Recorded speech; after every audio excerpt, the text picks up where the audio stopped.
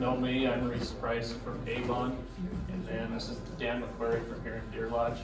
I'm going to give the PowerPoint presentation, and then you guys can ask all the hard questions of the Dan. So, myself and my wife and 2 kids operate Circle P Enterprises in Avon. We're primarily ranching, so we raise cows, and then I have a hay business and a fencing business. But today I'm going to talk to you about Vence. What is Vence? It's a virtual fence. Closer? Okay. It's kind of like your dog collars that you have. So we have collars on our cows, and then there's a virtual fence controlled by satellite that controls their movement, and you can contain them wherever you would like, in your pastures or whatever. It uses radio, cellular, and satellite signals to control it. So I get on my computer and make a fence line, and then it goes to a cell signal up to a radio tower, and then the radio tower programs the collar to tell you where the fences are, and then the cow is monitored by a GPS signal from satellite. So it's kind of complex. It uses all 3. Like I said, it's controlled by my computer or a cell phone, and then the livestock is fitted with this collar. This path, that's going to be kind of loud, but just with a receiver, and then the 2 chains, which are deliver the shock, is controlled by the chains with a positive and negative on each side.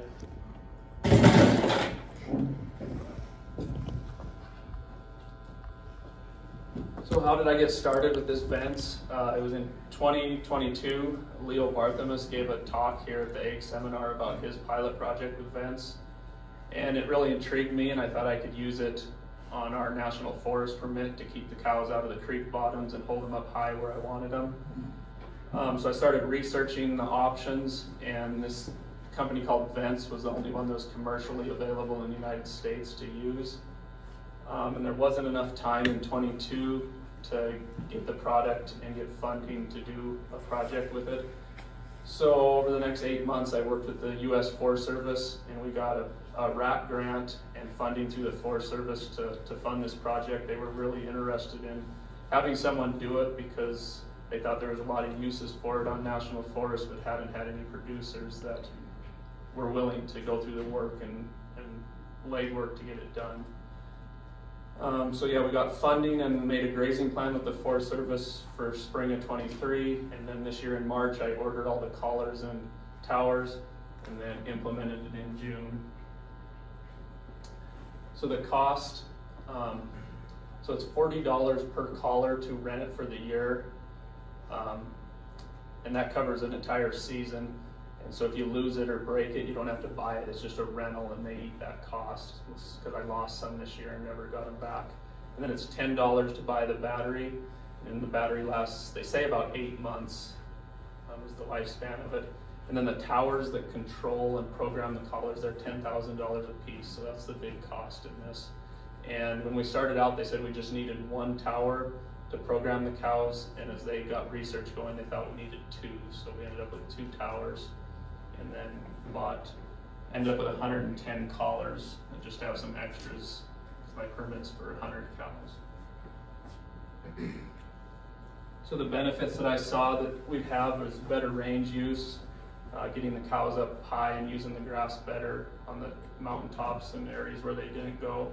Keep your cows out of the creek bottoms to prevent overgrazing, and then no fence maintenance of a polywire or high tensile fence to cross fence these pastures, and the ability to track the cows, which is something I didn't think about at the beginning, but as I'll share, that was one of the biggest benefits for me, was being able to see where those cows were all the time.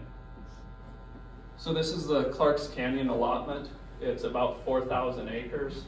It's up Snowshoe Creek, so just west or east of Avon, west of the Continental Divide. And these roads here at the bottom are where the 2 creek bottoms are, and that's where all my cows would come and hang. And then you have to push them to the top. They wouldn't use these big open parks, and that was my goal, is to get those cows up there and off the creek bottoms.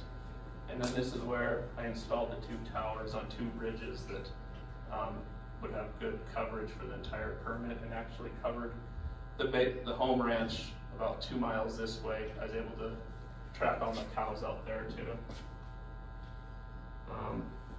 So these are the towers. that send the signal to the collars whenever you change the fence lines. I got packages for like 2 weeks, just crates of stuff, and I had to assemble them. It's kind of like a big erector set. So it's just a bunch of aluminum we bolted together, and then this is the control box that transmits the cell signal into a radio signal to the cows. And then we put them up on top of those 2 ridges.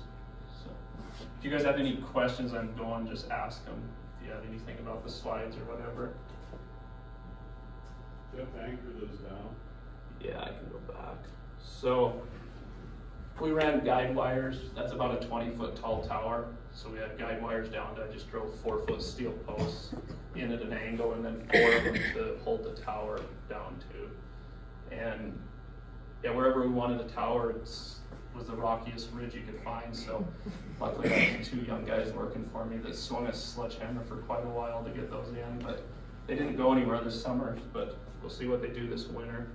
What do they weigh, Reece? Can 2 people handle them? So 2 guys can pick it up with the batteries out, because there's 4 12-volt marine deep cell batteries in there, and they were probably 70 pounds a piece, I bet, or 60.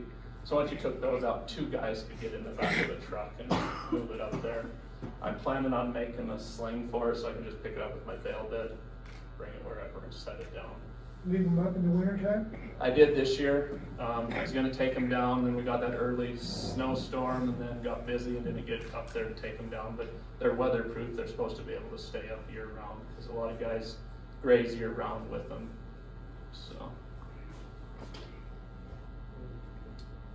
So this was just putting the collars on.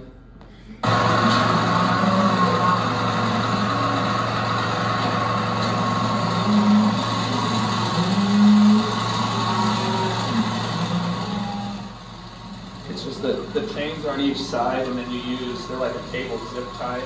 Let you zip in there and hold them on. I didn't get the instructions on how to install them, so I just put them around there, felt what I thought it should be, and then zipped them down. But Dan had instructions, and he actually measured the neck, and then it told you how many links to drop. So 2 different ways that we did it. And I'm glad we got that hydraulic chute to do it, because those cows would start throwing their head. And the very first one smashed my hand, and it was swollen for about 2 weeks. Some more of putting them on.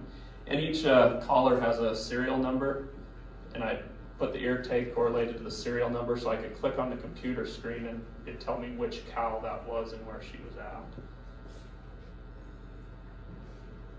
So most of them walked out, well, half of them probably walked out good. And then some of these, this is Dan's cow here, they just come out and buck and beller and try to get it off. It was about a 50-50 on if they came out calmer like that.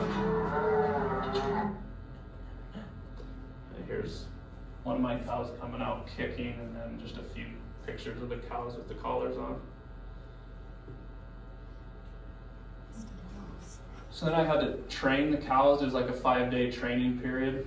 So what I did is we started with a 160-acre pasture and just built a virtual fence around it where the fence lines were. And this yellow zone is, I think I had it sitting at 200 feet wide. And then as they went into that, they would progressively get audible alerts and a shock every probably 40 to 50 feet as they moved through that. So the cows had, full reign of that 160, and then the first day we just had shock around the outside, and the next day we added the audible alert, so it would beep, then it would shock them, so they learned that. And then, so the third day, just shrunk it down and gave them about a third of it. And then I just walked them across that pasture and let them learn that audible alert and the shock. And you can see those 2 cows didn't respect it, but I found out later that for some reason their shock was disabled, and you got to go in the computer and turn it back on, and that's something I learned about halfway through the season when I got frustrated why I had half a dozen cows that wouldn't stay in. So this was actually at the range days here this summer. This is on Dan's place. Josh is being the test dummy here with the collar. Let me turn it on.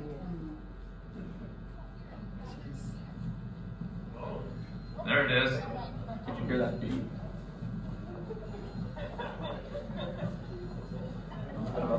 that, but it's beeping and then it'll shock you here in a second. Okay, gave you a little shock there. Tingle. There's another.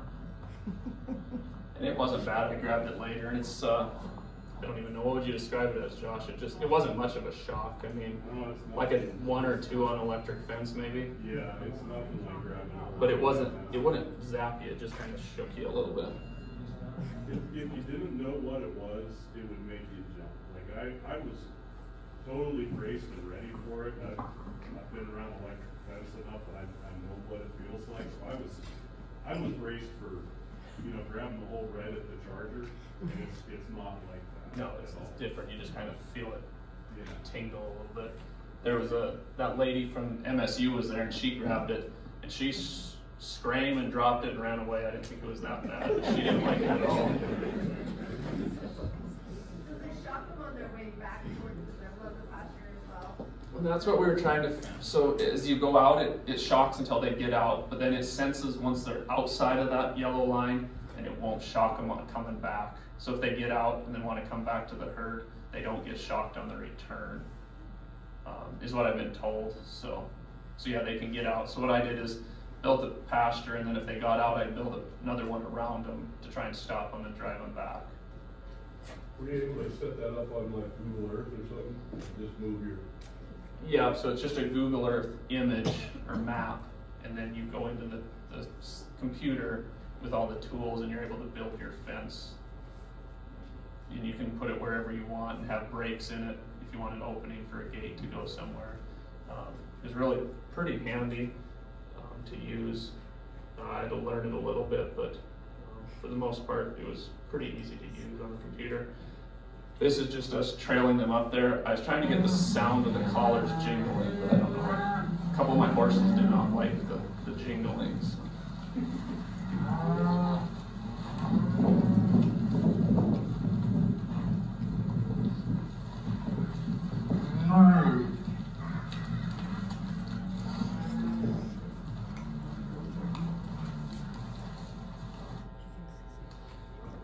So this is how I use the fences on that forest permit.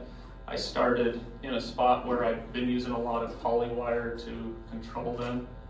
And you can see just held them in this big triangle for about 2 weeks. Grazed that down to where I thought they got the use out of it. And then opened it up into this next piece, and they had that whole area for most of the summer, probably until from June to mid-August. And then I opened it up and let them have more area. I wasn't really trying to rotate graze them. I was just trying to hold them up high and contain them. I think you get a lot of benefit from this if you wanted to rotate graze your cows and do more of a controlled setting. You can see there's a few cows that were getting out. Some of them just stayed behind by that water tank, and they were fine being there, so I just left them.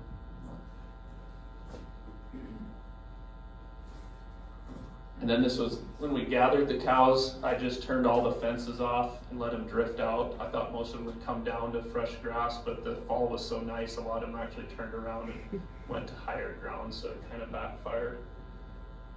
But I had a neighbor call me and say that he found one of our cows and put it in the corral, and I said, yeah, I already know that, because I could see her standing in the corral of this snowshoe. And then that's as we were trailing the cows from the forest, you can see all the cows strung out.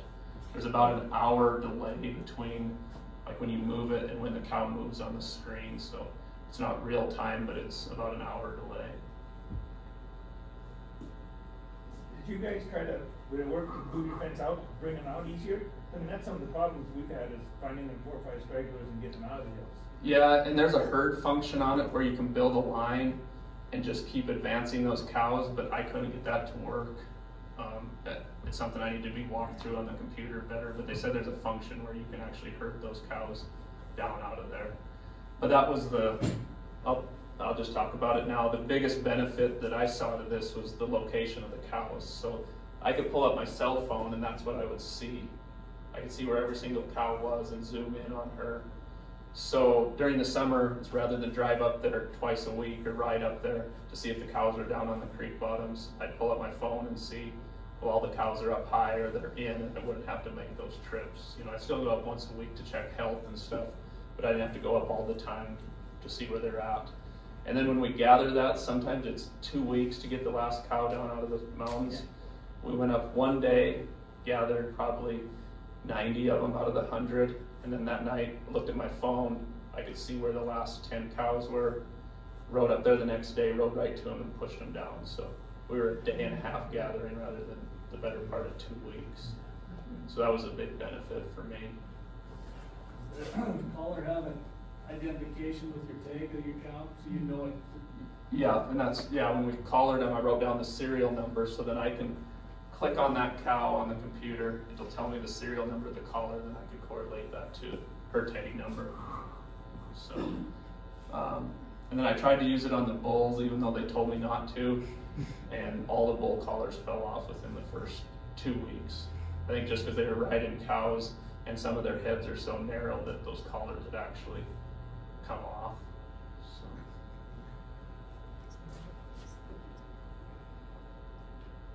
Did you look on your phone and find the?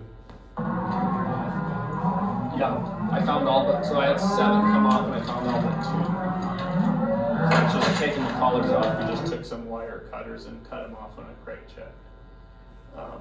But yeah, most of them, I could see, pick out a tree or a rock or something on my phone, and I'd walk within 20 feet of that collar and pick it up. But 2 of them, I don't know if they were off or what, I never did find those. So the results, I'd say they're probably 95% effective in containing the cows, you know, 5 or 6 that seem to be getting out a lot. Some of that was probably my error on not updating their shock status enough, and maybe they weren't getting shocked or that was turned off. Some of it was just cattle disrespected them. You could be going along and you could see those cows pick their head up, just take the shock and run through it. They didn't care. And then part of the problem was we had 2 or 3 with the collars that fell off. The other cows wanted to go with their buddies, so those cows without collars would run through the fence, and then 3 or 4 would just follow and just didn't care if they got shocked or not, I guess. And then neighbor cattle, it worked good because one of our neighbors doesn't keep their Forest Service fence up, so it contained our cows, but there's nothing to keep the neighbor cows from coming in. So unless both of you were using it, you still couldn't get rid of your boundary fences. It'd be more for interior. Like I said, better management of the grass. We had good luck keeping those cows out of the creek bottoms and up high where I wanted them. And like I talked about, the tracking of the cattle was the biggest benefit for me. And labor savings, not having to drive up there twice a week and see where the cows are at and if they're in the wrong spot. And then not running out miles of poly wire. I mean, I string a lot of poly wire out trying to hold those cows on the ridge tops and where they're supposed to be. And just didn't have all that time into it this summer. So it's kind of hard to compare because last year was not a good year for grass and this year was a really good year. But you can see, this is not the exact same spot, but it's within probably 100 feet, the 2 pictures are. And that was last year. You can see all the cattle activity right down on the creek. And then this year, which is a hard comparison between the 2 years, but you can see the cows just weren't down there hanging out and stuff, didn't trample it all down. So then I'll turn it over to Dan here and he can talk about what he thought of his project with the fish and game on the spotted dog. I guess everybody here knows me, Dan McQuarrie, ranch east of Deer Lodge. I've got a cooperative grazing agreement with Fish, Wildlife and Parks. This was my 5th year into this program. They gave me anywhere from 700 to 800 acres with 120 pairs for 2 months out of the year. As was said in the previous presentation, I don't have much to say, but anyhow, we had all this wire to maintain, and there was one rogue antelope up there that the first year ran through the fence every day. We weren't allowed to shoot it, so I guess we came up with this plan to put these collars on. Fish, Wildlife and Parks approached me about it. I agreed to buy the collars. They agreed to buy the towers. They got a grant for the towers. The first recommendation was that they'd have 4 towers to cover the areas they needed to cover. Vence sends you a program with the maps. You can put a tower where you think you might want it. It'll run a program and show you what coverage is there. When it all got said and done, we located 1 tower on our property, 1 tower on Fish and Game's property. The Fish and Game tower covered everything that would have been on Fish and Game property. The tower on us actually covered the whole Deer Lodge Valley from Beck Hill to Anaconda. The thing with that is that you saw the cost of that tower, $10,000. If anybody had callers in the whole Deer Lodge Valley, they could use the tower that was on our place. The tower is only needed, as Reece said, to program the caller. Once the call is programmed, you really don't need the tower unless you're going to reprogram them. It all comes through a satellite feed. So in essence, you can put the callers on at home. You can have up to 16 active pastures. They can all be programmed at home. You can take them, you really don't need the tower once you get there unless you change your program. The other thing we found is, well, you can see it there on that, but this little brake link right here, that's designed to brake at 600 pounds of stress on that plastic link. It's the insulator, but that's the relief. Cows rubbing on a bank, break that very easily. We found 2 collars that way. We brought them home and put them on irrigated pastures, and for the next month we lost 7 collars. Still haven't found 2 of them. But what we were finding was the little cable started rubbing and the cable broke. Every one that we found in the irrigated pasture, the cable broke. It wasn't the plastic collar that broke. Yeah, all mine I found frayed that cable. Yeah. So evidently at about 4 months, with the activity of it swinging, whatever, it frays that cable enough that it breaks. And she told me the other day they're going to go to a carabiner rather than a cable to fix that. That was a different fence. Well, hopefully they do something. Yeah. What we learned a little bit, Fish, Wildlife, and Parks initially was going to divide the 700 acres that I had to graze into 3 separate grazing cells. Decided against it, why I don't know.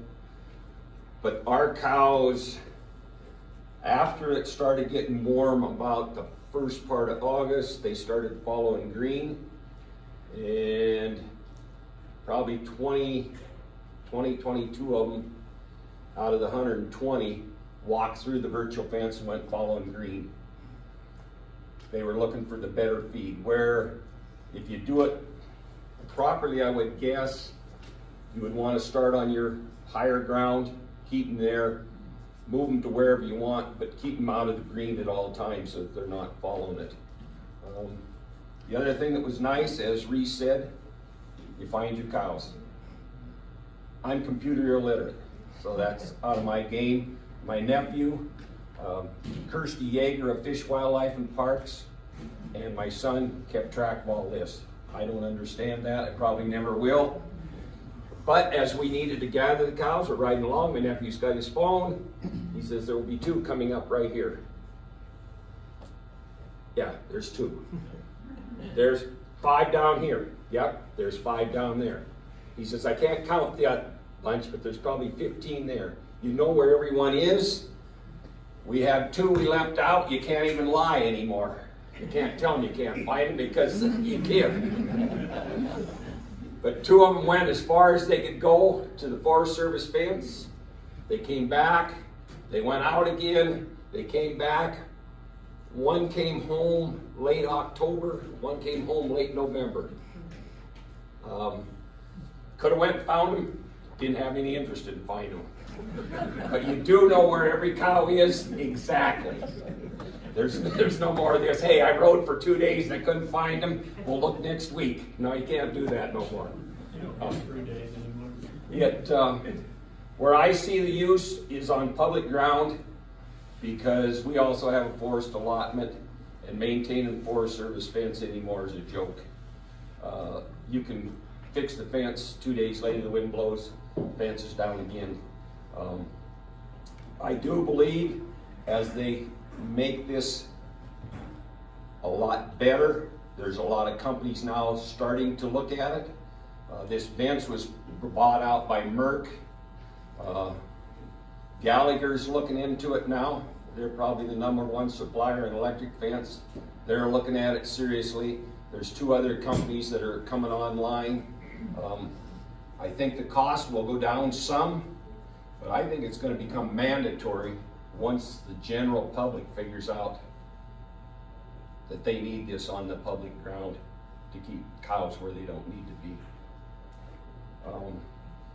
As Reece said, we tried measuring. They gave you, all right, you measure the cow's neck, it's X number of inches, you add 2 links and you zip it up. And my brother was the one that was putting the collars on. He's a very impatient person. Pretty soon it was just get the cow in here, I'll zip the collar on, shut the hell up, and we'll let it out. The other thing is, everybody thought that it would bother them. 90% of our cows went out of the chute, collar on, acted just like you roped them. They bucked and kicked for 15 seconds. They got out there about 30 yards, found out there was no rope tied to it. They started grazing. So I don't think it disrupts them at all. And they got used to the collar. Hell, it never even bothered them all summer long. So I didn't have any rub marks or anything. I was kind of worried about that. Just, rubbing Yeah. the neck, nothing. when we took ours off in mid-November, so they were on from end of May to mid-November, and there was no hair rubbed on any of those that we took off.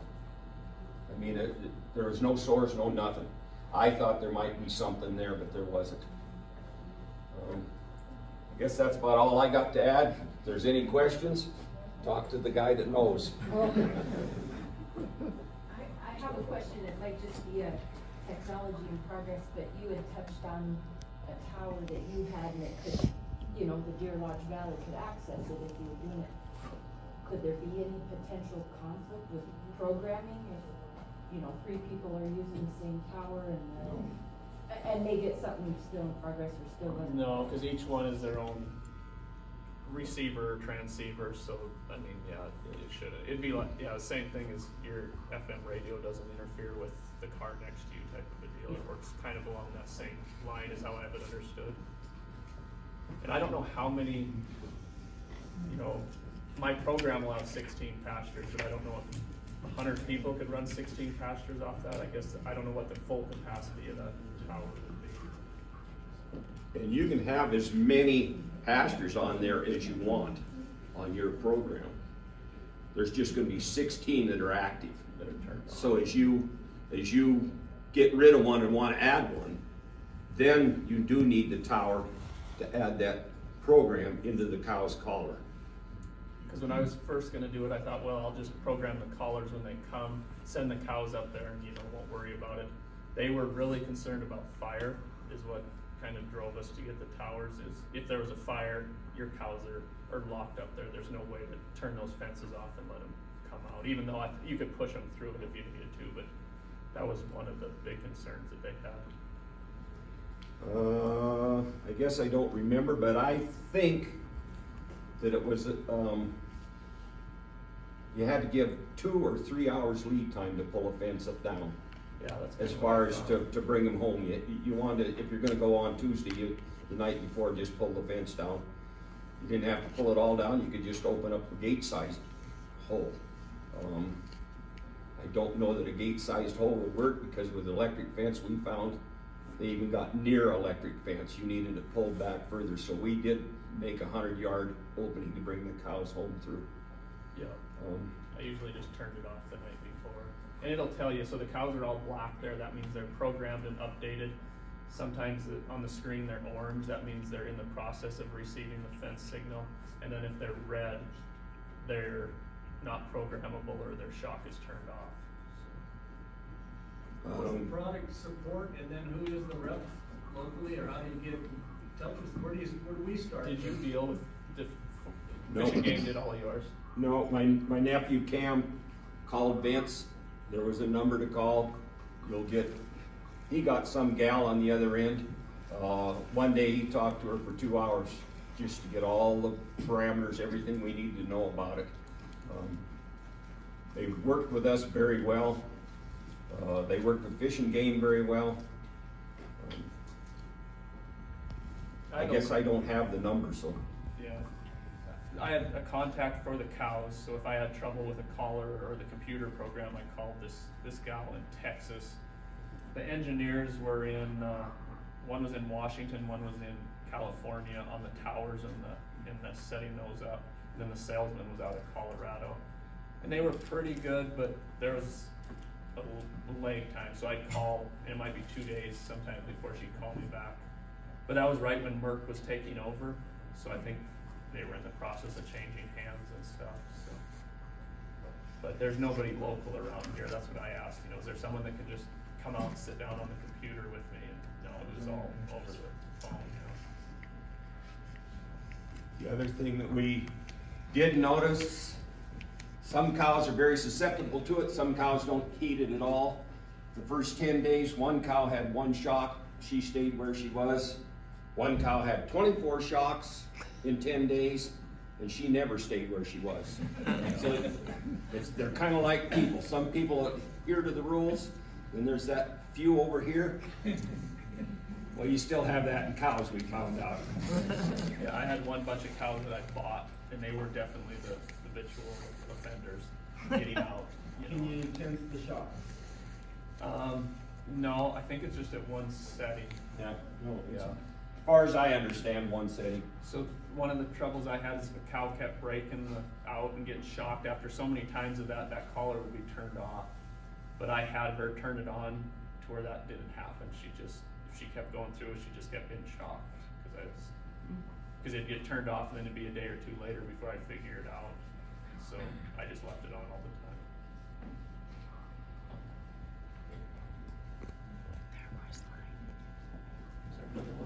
Did you notice any conception rate differences, Reece, on your cows? I actually had really good breed up on everything this year, so it was hard to tell, but these cows I think were bred up in a tighter window because usually, so I put bulls in the 15th of May, go to the forest the 15th of June, and there's kind of a break in there, so as they roll into that second cycle. But they were bunched up good, not many into the third cycle. So I think they went up there and just stayed together around those bulls instead of spreading all out. So it's hard to say because everything was bred up good this year, but that group was definitely held pretty tight to 2 cycles, I guess. Not those stragglers like I get sometimes that get off on their own.